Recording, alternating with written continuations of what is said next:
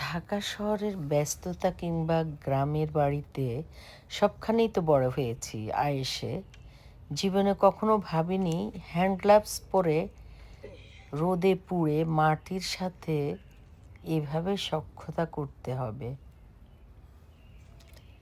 দেশে থাকতে যেখানে একটু বললেই অনেক সাহায্যকারী পাওয়া যেত, সেখানে আজ আমেরিকার এই আঙ্গিনায় আমি নিজেই নিজের শ্রমিক।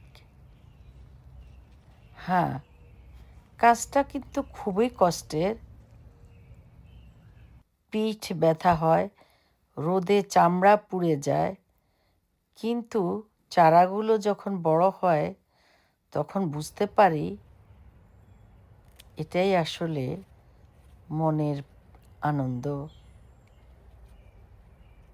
ঢাকা বা গ্রামের সে আয়েশ ছেড়ে নিজের হাতে কিছু গড়ার এই যে জেদ, এটাই প্রমাণ হয় আমার কাছে আমেরিকান ড্রিম।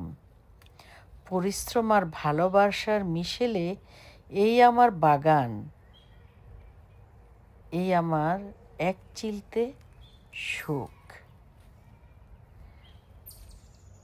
আসসালামু আলাইকুম ভিউয়ার্স। মনের অজান্তেই গল্প করলাম এতক্ষণ, আর শেয়ার করলাম আমার এই গত সামারের মনের আনন্দ। আশা করি ভালো লাগবে।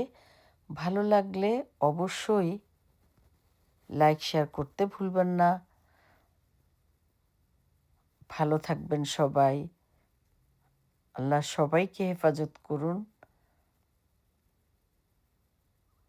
অনেক ধন্যবাদ সবাইকে। সঙ্গে